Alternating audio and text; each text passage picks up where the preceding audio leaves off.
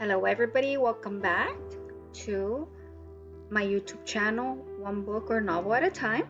I will continue reading to you Doll by Miracle Austin, read aloud by me, Ms. Rosario Osuna, chapters 5, 6, and 7.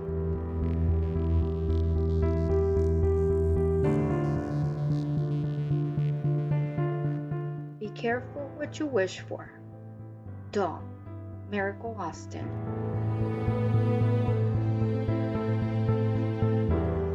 As I've read, right before I begin reading each chapter, I have to let you know about copyright law. And just want to let you know that Miracle Austin, the author of the trilogy Doll, in this case book 1, gave me written authorization to do this screencast and read it aloud to you. Okay, with that said, I will read the following. Doll, copyright February 14 to 2016 by Miracle Austin. This book is a work of fiction. Names, characters, places, and incidents are either the product of the author's imagination or are used fictitiously. Any resemblance to actual persons, living or dead, or to actual events or locals is entirely coincidental. This book, both in its entirety and in portions, is the sole property of Miracle Austin. Doll, copyright 2016 by Miracle Austin. All rights reserved, including the right to reproduce this book or portions thereof in any form.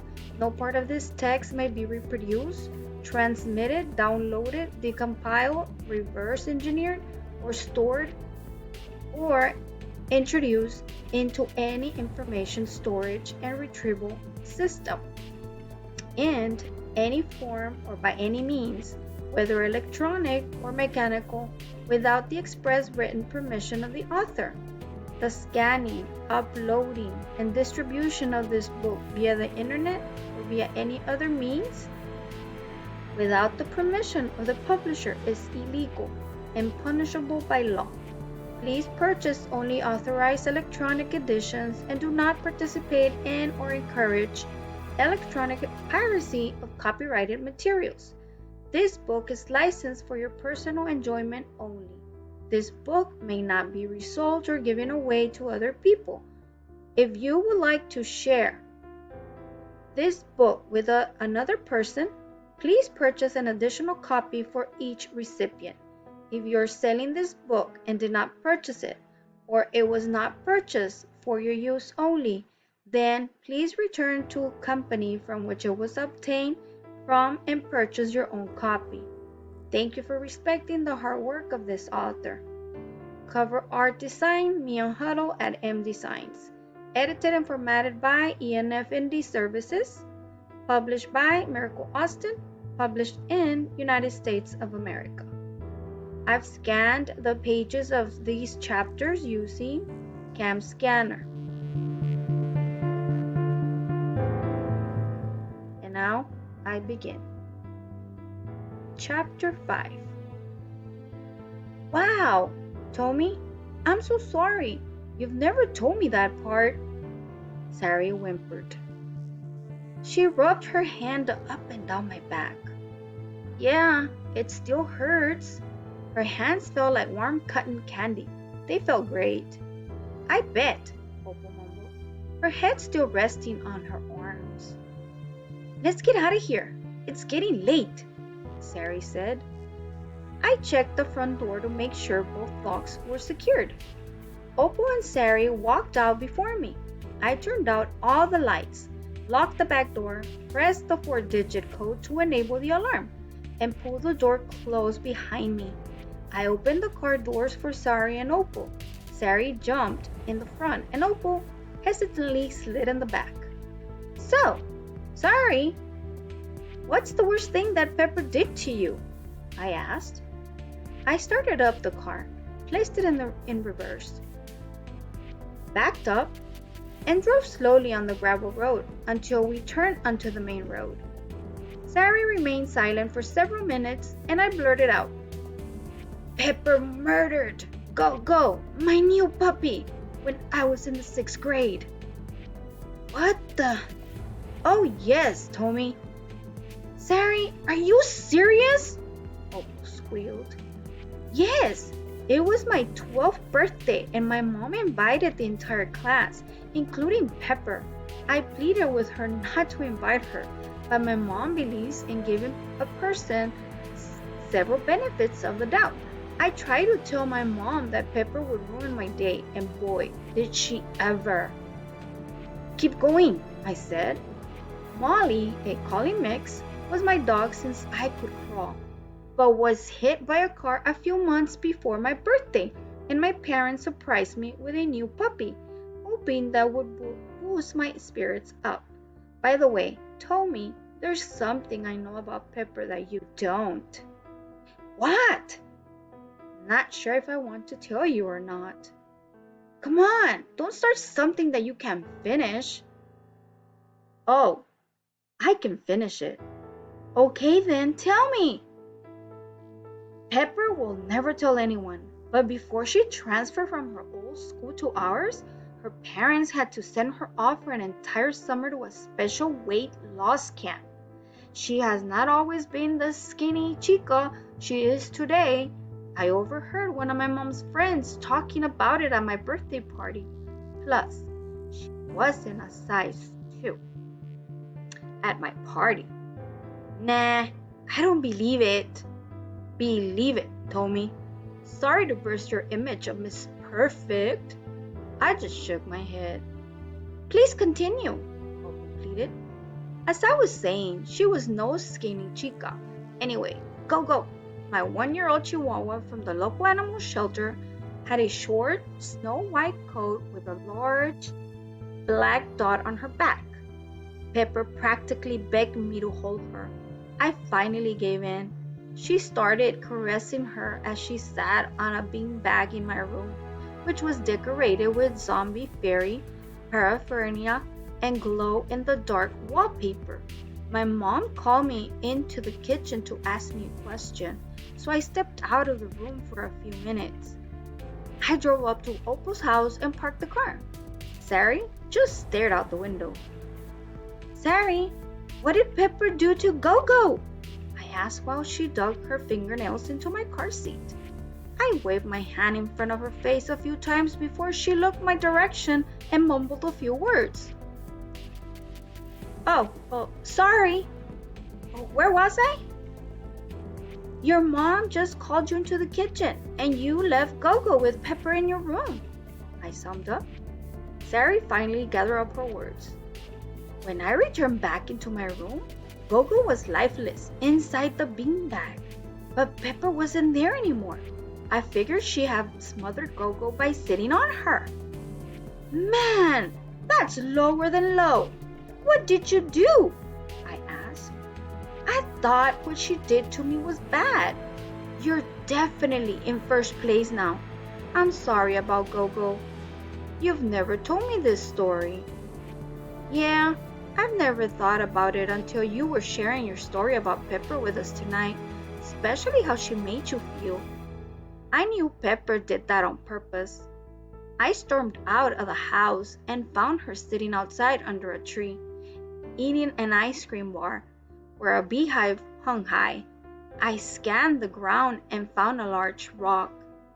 Let me tell you, I was a great pitcher in t-ball, so I picked that rock up and threw it right at the hive. Before it dropped right on top of her, I took off running towards my house as far as I could. The hive dropped down on Pepper and her arms went flailing all around in the air. She ran in circles trying to escape her attack. I think she ran all the way home. Opal laughed. Great payback, Sari. Yeah, I thought so too. She missed a week of school because of the bee stings. Pepper never attended another birthday of mine. Let's say Pepper never bothered me again. Only excluded me from everything. Hey, I have an idea. What? I asked. Let's get together tomorrow night after work and go out to the lake. This will be a great time for you to share the worst thing that Pepper has done to you since we have shared our worst with you. Opal? Sari said. I don't know. Maybe. No matter how much we tell our stories, nothing is gonna ever change. Pepper will always be who she is. She'll always be untouchable. I wouldn't say that. There's something Tomie and I want to propose to you. We've been waiting to find just the right person. What do you mean? Opal asked. Just come with us tomorrow night after work, okay? Sari whispered. Opal swung her bag over her shoulder, opened the car door, and swung her legs out. Thanks for the ride and for sharing. It really helps to know that I've not been the only one tormented by Pepper. I'll think about tomorrow night. She shut the door and walked towards her house. I drove off slowly and beeped my horn. Beep, beep, beep, beep, beep, beep. And that is the end of chapter 5. Chapter 6. It was Friday, typical exam day in Mrs. Ford's English class. The decorations for prom were being guided in by you-know-who. She was dressed in tight, dark red jeans and a yellow peekaboo sweater. No complaints from me. Although Pepper was nasty in her ways, I couldn't keep my eyes off of her, as many others couldn't. Pepper walked right past me, not saying a word. Her long brown hair with blonde highlights slapped me in my face as she walked towards the storage room with the delivery guy.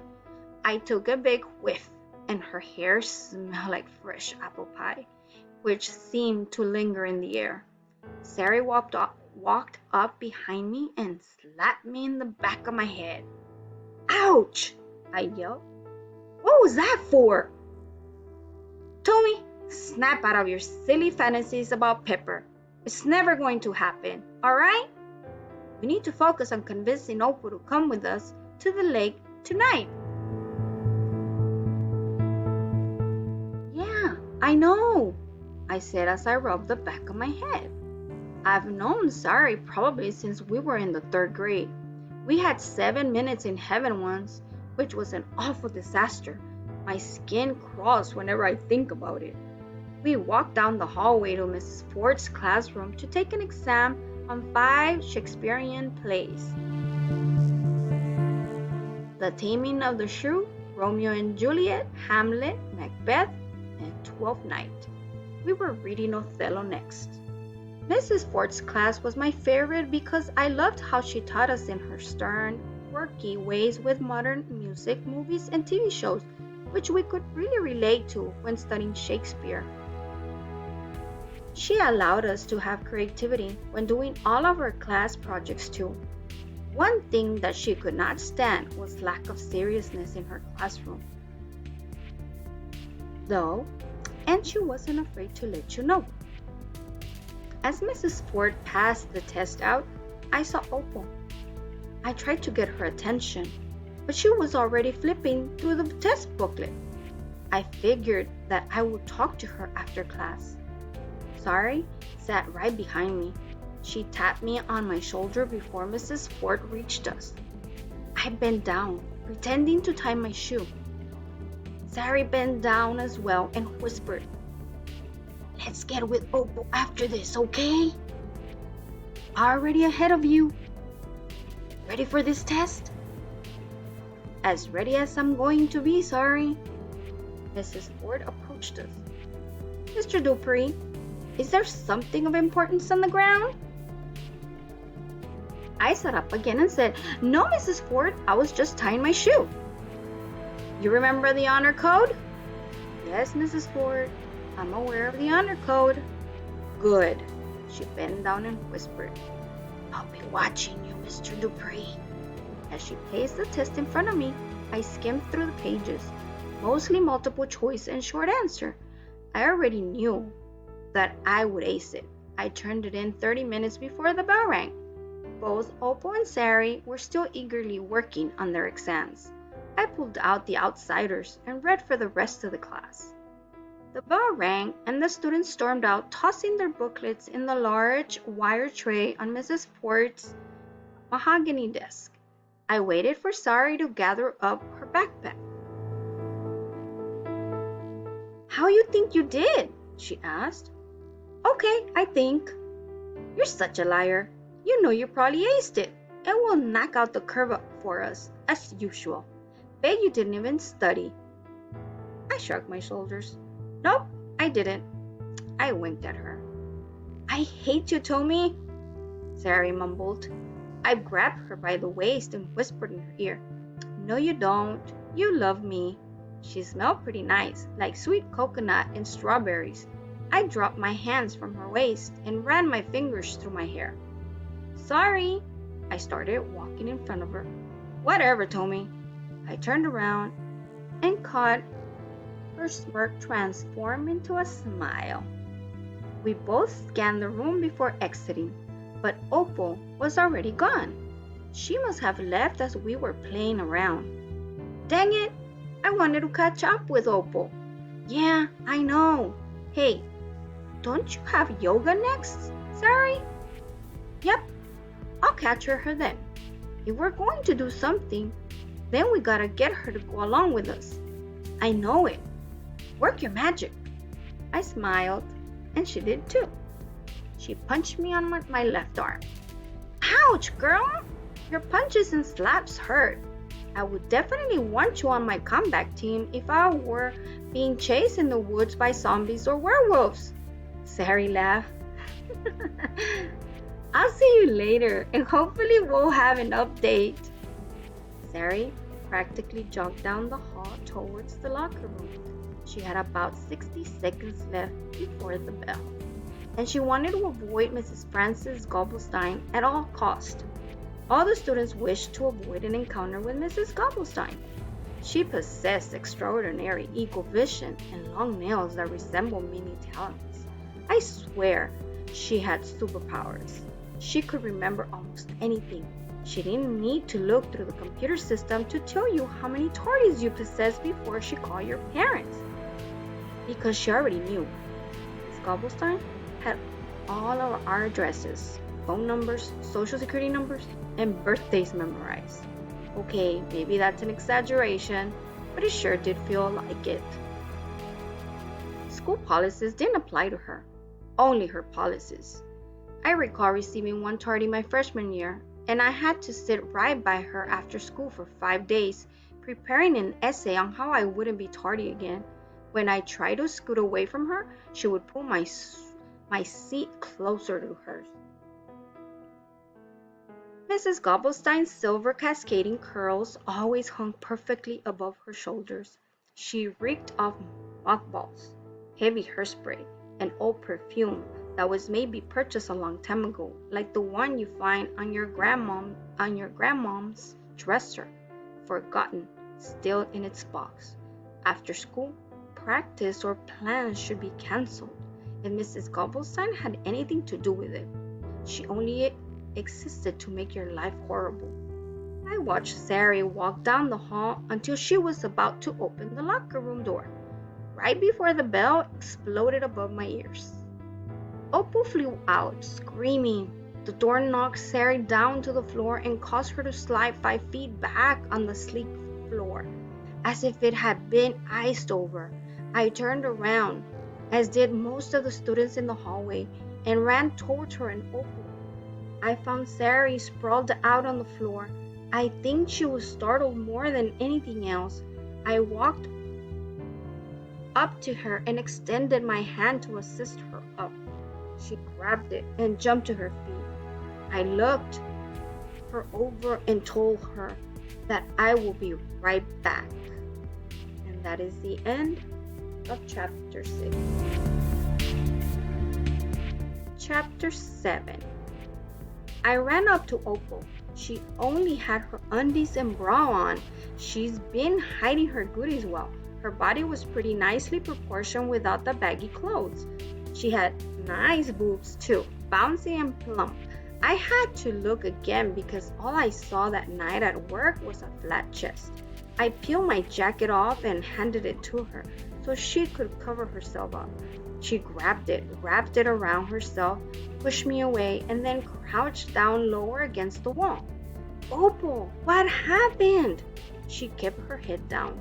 Principal Jung and Coach Evers walked towards me, shooing me away with their hands before they arrived. Opal looked up at me with a pool of tears in her eyes. She stretched out her right arm and pointed towards the lockers. I tried to piece it together, but nothing was making sense. I knew one person was probably at the center of it all. And once I turned around to see what she was pointing at, I learned how right I was. Pepper and her vipers were all leaned up against the lockers, almost 10 feet from us. They gawked, pointed, and snickered at Opal. Opal kept her head lowered the whole time. Before I walked past Pepper, I turned towards her. Pepper, what did you do this time? She popped her gum over and over again. What? You know exactly what. Tomie, are you trying to be Opal's hero? Ah, how cute is that? No, just human, unlike you. What did you say? I didn't shudder. I didn't stutter. You heard me. Guess what, Tomie? You're so fired. I'll make sure Daddy knows. Whatever, Pepper. Do what you need to do. I walked away from her. I balled up my fist and slammed it against the bottom locker. She stood there speechless, texting on her cell. I took in some deep breaths and smiled. Sari was still waiting for me. I heard part of your conversation with Pepper. Where in the heck did that come from? Just over it. I get it. A little shocked because I still catch you getting all googly-eyed over her at times. You know, like this morning. Yeah, I know. But this did it for me. I won't be at work tonight or any night. Why? You didn't hear what Pepper said after I told her off? No. Some of the conversation was hard to hear over everyone talking. She fired me. What? You've always put your heart into working at that place. I know. It doesn't matter. It never did. It's time, Tomie. Oh, I know it's time. It's been time. Let's do what we've been talking about for a while now. We really need Opal to go along with us. By the way, do you know what Pepper did to her? I don't know what Pepper did, but whatever she did, I think it's safe to be that Opal will be in no matter what now. I hope so. We gotta find out what happened, and soon. Meet me at the library in an hour, Sari. Okay. I walked the opposite way to Mrs. Gates' Advanced Honors Trigonometry class. Man, I wasn't feeling up to hearing Mrs. Gates' lecture today. All I could think about was Opal's face and the devilish smile painted on Pepper's face.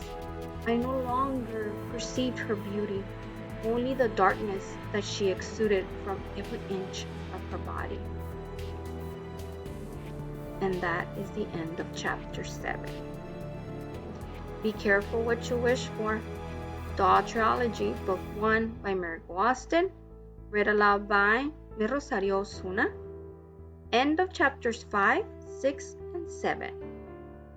Thank you for tuning in to my YouTube channel, One Book or Novel at a Time. Chapter 8, coming soon.